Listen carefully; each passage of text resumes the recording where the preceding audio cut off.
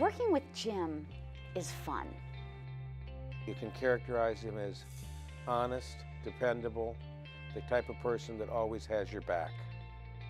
I think his just generosity of spirit, his willingness to, not just provide words of support, which were critically important, but his active engagement.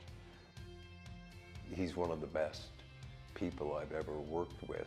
He's one of my favorite people that I've ever met.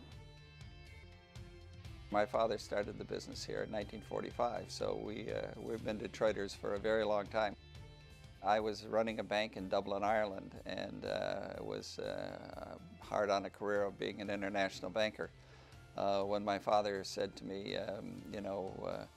I want you to come back and work in the family business, and if you don't, I'll probably sell it. And I thought, well, I'll give it a try. He understood what his father had built. He understood responsibility to the family.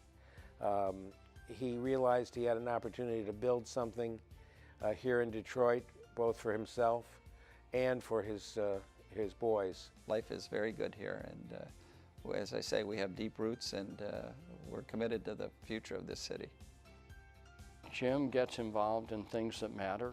He's been involved with the symphony, with the public broadcasting station. I always felt as if he was the caretaker and overseer to our wonderful orchestra here in town, the Detroit Symphony Orchestra. His mission, I think, in becoming the chair was to save the orchestra. And he's committed to the well-being of all the citizens of this community, and he's got a lifelong record of service to support that.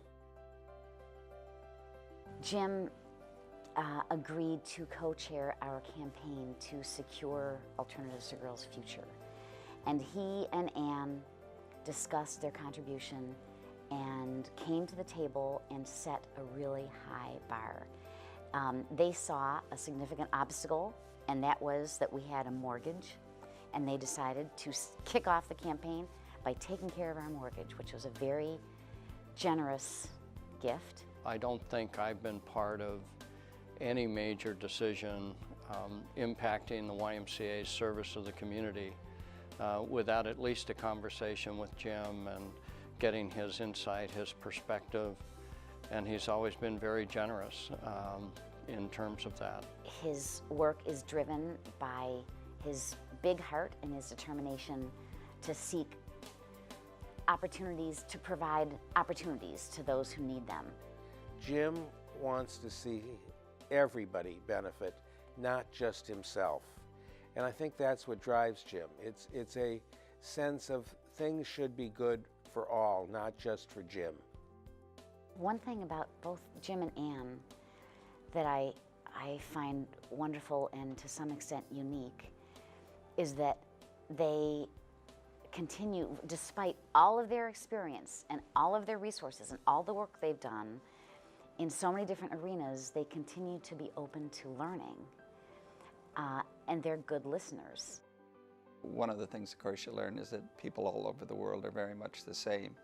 And this inclusion that the Round Table has as part of its mandate is so important. And I think it's important for Detroit, too. I think our future is importantly based on having immigrant populations come and bring their energy and their ideas and their work ethics to our city.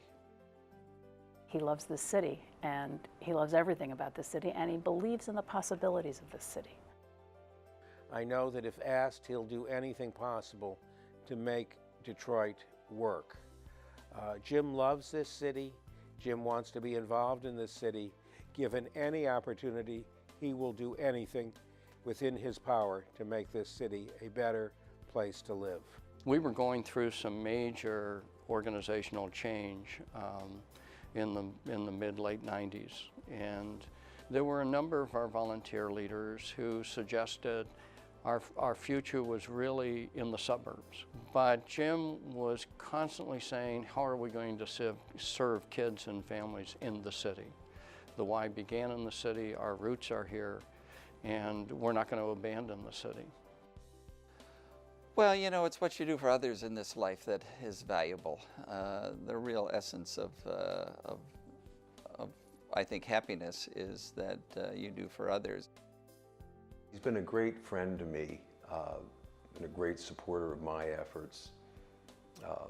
Whenever I've asked him for help, he's been there to respond. I think that's something that's just inbred in Jim. And I think it's something, by the way, that I've watched him pass on to the rest of his family.